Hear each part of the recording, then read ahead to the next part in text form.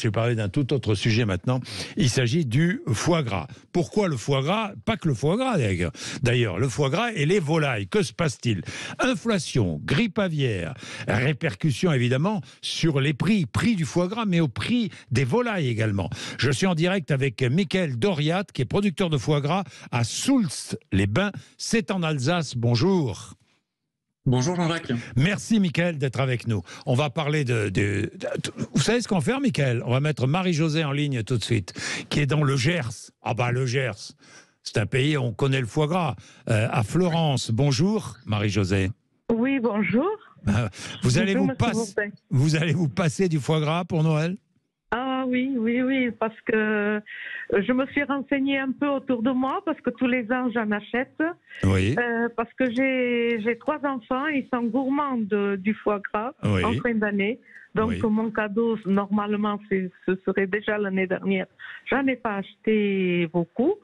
Et cette année, je vais pas acheter de tout, parce qu'on m'annonce aux alentours de 60 € le kilo. Et malheureusement, je n'ai pas les moyens pour m'acheter le foie gras. Est-ce que vous avez une solution, peut-être, c'est en acheter un petit peu pour l'apéro, par exemple? Vous voyez? Juste un petit peu, pas obligé d'en acheter comme plat, comme entrée, ou comme... juste à l'apéritif. Ben oui, mais il faut se déplacer dans les marchés, notamment à Gimont, à Saint-Martin et autres. Oui. Et moi, j'ai pas le temps, quoi. Je travaille, donc voilà. Bien sûr. Bon, eh ben, écoutez, Marie-Josée. Mais autrement, je le faisais avec des producteurs locaux. Des producteurs, voilà, de coin. Voilà. Bien sûr, mais bien sûr. Oui. Merci Marie-Josée d'être avec nous. Merci. Je voudrais intervenir au niveau des aides-soignantes et du corps médical, si on pouvait l'introduire dans les... Parce que finalement, notre gouvernement s'abstient. Il est pertinent dans ce cas-là, parce que on a besoin de soignants. Mais de toute façon, ces infirmières et ce corps médical qui a été licencié de l'hôpital et d'autres structures médicalisées ne veulent plus y aller. Oui, donc, beaucoup ont quitté l'hôpital. Hein. Oui, c'est ça. Beaucoup de professionnels suspendus ont quitté l'hôpital. C'est ça, ils ne veulent plus y retourner. Donc du coup, que faire? Mais autrement... La vaccination, moi je suis vaccinée 3 fois et de tout ce temps, de tout ce temps, je l'ai attrapé une fois et ça m'a pas empêché de l'attraper, quoi. Non, mais de toute façon, le vaccin n'a jamais empêché d'avoir le Covid. Le vaccin protège des formes graves. C'est la différence, hein, c'est la grande différence. Hein. Attention, ne l'aurons pas. Hein, ne pensons pas qu'avec le vaccin, on n'attrape pas le Covid. Ça, c'est faux. Bien, merci Marie-Josée. Merci. Bonne journée. Allez, je passe avec Michael Doriat. Donc, vous êtes avec nous.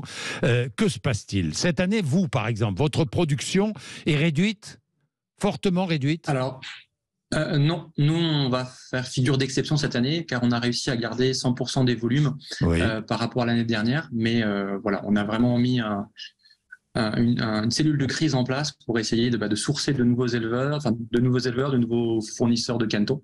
Oui, parce que cette année, on a réussi. Le problème, c'est qu'on ne trouve pas très difficilement des canetons.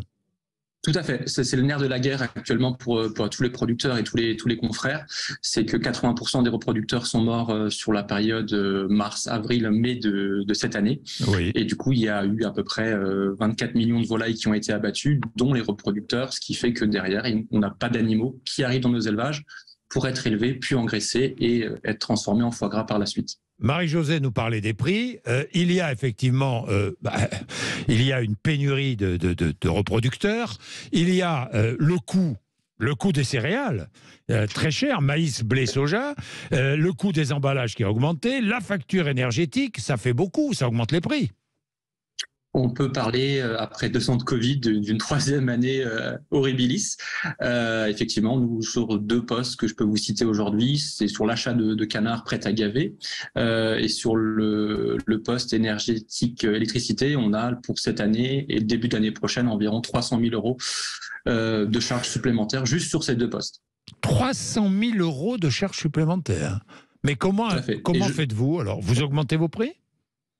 On est obligé, sinon demain on n'existe plus et on ne peut plus payer nos 25 collaborateurs. Donc on essaye d'augmenter les prix de façon la plus raisonnable possible. On parle, les indices de production actuellement, on parle de 20 à 25% de coûts de production supplémentaires. Nous, on a essayé de limiter l'augmentation de prix à 5 à 10% maximum pour cette année. 20 à 25%, ça veut dire... Le foie gras de canard ou le foie gras d'oie. Vous faites du foie gras de canard ou d'oie? Alors nous, on est spécialisé sur le foie gras de canard et le canard de Barbarie, où on élève via une filière 100% alsacienne. On fait à peu près 30 000 canards de Barbarie à l'année. On fait un petit peu d'oie en sélection et en transformation, mais vraiment notre cœur de métier, c'est vraiment le canard. Le kilo de foie gras de canard? Alors en cru ou en cuit? Les deux prix. Alors, cette année, on a dû faire des évolutions sur le cru. On avait toujours un prix fixe toute l'année. Cette année, on est passé selon cours parce qu'avec les évolutions, on est obligé de suivre un petit peu la tendance du marché. Oui. On est ce matin à 79 € le kilo. 79 € le kilo, oui. Voilà, en foie gras cru. Et après, en foie gras transformé, selon les variations et selon les produits, on est entre 145 et 190 € le kilo. Ouais, 145 et 190 € le kilo. Oui, c'est très cher. Le foie gras est devenu un produit très cher. Est-ce que je peux dire ça, Michael Doriat? Il faudrait dire déjà que le foie gras est censé être un produit de luxe. Oui. C'est un produit qui a peut-être été démocratisé peut-être trop. On s'est retrouvé avec du foie gras venu d'ailleurs à 18-25 €. Et du coup, le foie gras a peut-être perdu ses lettres de noblesse et il faut peut-être qu'il les regagne. Le tout production, tout consommation a peut-être ses limites aujourd'hui.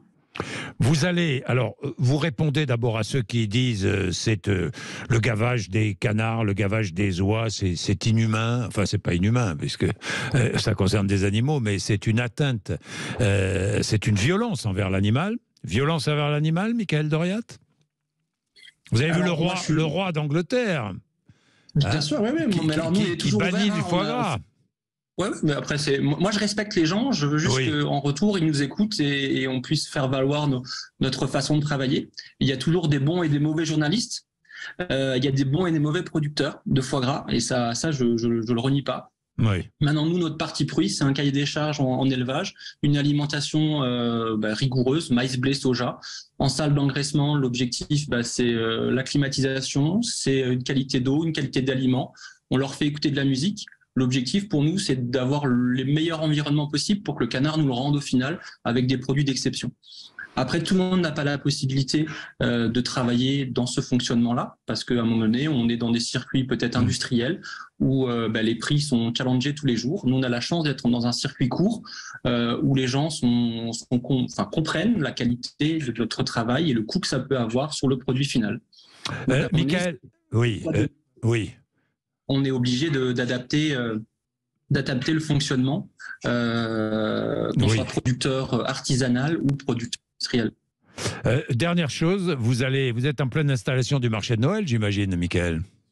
Tout à fait, hier soir jusqu'à 23h. Et on commence ce matin à 14h sur Strasbourg. Ouais. C'est à 14h que ça commence? Oui, et l'inauguration des Lumières de Strasbourg à 18h, je crois. À 18h, voilà. C'est une année très attendue. Après, ça fait quoi? 3 ans que vous n'avez pas pu faire un vrai marché de Noël à Strasbourg. L'année dernière, il y avait des conditions particulières, Covid oblige. L'année d'avant, n'a pas eu lieu. Et voilà, on espère qu'enfin, on aura un mois de décembre sans grève, sans mauvaises nouvelles. Donc voilà. Oui, des millions de visiteurs attendus. 2 millions, je crois, aux informations de ce matin. 2 millions. Voilà. 2 millions de visiteurs attendus.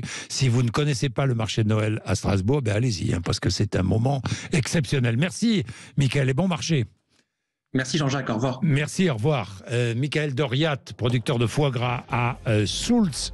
Les Bains, c'est en Alsace, il est 10h56.